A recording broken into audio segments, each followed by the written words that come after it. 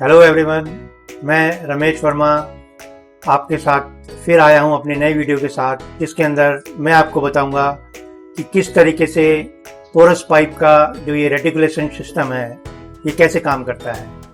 आप देख रहे हैं जैसे ये जो पाइप है पूरा का पूरा एक ग्रिड सिस्टम की तरह बिछा हुआ है, जो 4x4 के स्क्वायर बन रहे हैं।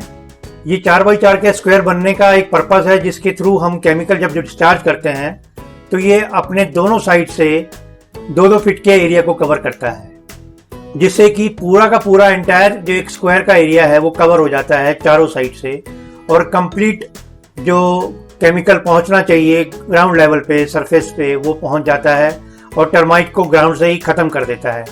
ये रेटिकुलेशन सिस्टम आपने देखा, जैसे कि जो हम अप्लाई कर रहे हैं लोगों को, मैं आपको एक चीज़ शेयर कर देता हूं जो लोग आजकल काम कर रहे हैं। जानकारी की कमी का अभाव कह लीजिए, या ये कह लीजिए कि उनकी इंटेंशन नहीं है कि वो चीज़ें उस तक उस तरीके से पहुँचें जिससे कि आप लोगों का तो बेनिफिट नहीं हो पाता, लेकिन अल्टीमेटली जो काम करने वाला है वो अपना बेनिफिट ले जाता है। तो आपकी जानकारी के लिए मैं बता दूं कि जब भी आप ये रेटिकुलेशन सिस्टम को अप्लाई करवाते हैं अपने किसी सी साइट पर, तो आपको पता होना चाहिए कि ये 4x4 का सिस्टम है, यानी कि 4 स्क्वायर फीट का जो एरिया है वो एक स्क्वायर जो है वो कवर करता है, यानी कि 4 फुट का लंबाई में भी, 4 फुट का चौड़ाई में भी। इस तरीके से ये एक ग्रिड बनता है। तो अगर ये उससे कम अप्लाई करता है तो वो तो चलो बेटर है, कोई दिक्कत नहीं है, लेकिन हमें जो रिकमेंडेड है वो 4 फुट ही है। अगर वो उससे ज़्यादा का इस्तेमाल करता है तो इट मीन्स कि वो कहीं कॉस्ट कटिंग कर रहा है और जो इसको सिस्टम जो होना चाहिए उस सिस्टम को फॉलो नहीं कर रहा है। ऐसा भी सुनने में आ रहा है कि कुछ लोग सिर्फ वॉल्स टू वॉल इस पाइप को घुमाते हैं, बीच में इस सिस्टम को फॉलो ही नहीं करते हैं। इट मीन्स कि आपने सिर्फ वॉल्स पे पाइप लगा करके ये सोच रहे हैं कि शायद दीमक अब हमारे घर में नहीं आएगी, या हमने एक परमानेंट सोल्यूशन ले लिया है, अब इसका कोई दिक्कत नहीं है। लेकिन ऐसा नहीं है। इसका पर्पज़ ये है कि जब हम नीचे से ग्राउंड लेवल पे दीमक को जब तक नहीं खत्म करेंगे तब तक वो दीवार तक पहुंचने में ज़्यादा समय नहीं लगाएगी और बार बार उस पर अटैक करेगी। बार बार आपको वो रिफिल करवाना पड़ेगा, क्योंकि ग्राउंड से तो आपने उसको रोका नहीं है। ग्राउंड में तो वो वहीं पर ही ग्रो कर रही है, उतने ही लेवल पर उसको इन्फेस्टेशन हो रहा है, लेकिन आपने सिर्फ वॉल्स के साथ में लगा दिए पाइप को, जो अपने आप में कंप्लीट सोल्यूशन नहीं है। ऐसा भी सुनने में आ रहा है कुछ लोग इसको 4x4 का स्क्वायर फीट की तो बात छोड़िए, इवन दीवार के साइड पे घुमा करके काम ले लेते हैं। जो भी इसका प्राइस आता है वो प्राइस हमारा इतना ज्यादा हायर साइड पे ले लेते हैं कि पूरे प्लॉट का पैसा आपसे सिर्फ आउटर एरिया में इंस्टॉल करके ले लेते हैं। तो आपने 2 चीजों का ध्यान रखना है। नंबर 1, जो स्क्वायर्स हैं रेटिकुलेशन सिस्टम में वो 4x4 के हों, और जो इसका ग्रिड सिस्टम है वो 400 से 450 स्क्वायर फीट से ज्यादा ना हो, ताकि कंप्लीट जो प्रेशर है वो बना रहे।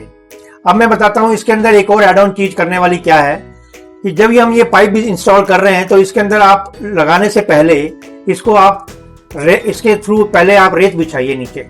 जो आपका जो प्लिंथ एरिया है, सबसे पहले इसमें रेत आएगा करीब मिनिमम, अगर आप आधा इंच हो जाए तो इतना तो ज़रूरी है ही, लेकिन अगर वो 1 इंच भी हो जाता तो नथिंग गुड लाइक दैट। तो वो 1 इंच का रेता पहले बिछाया जाए, उसके ऊपर हमारी ये पाइप आएगी, और फिर उसके बाद में पाइप बिछने के बाद में सेम दोबारा से 1 इंच का रेता और उसके ऊपर बिछाया जाए।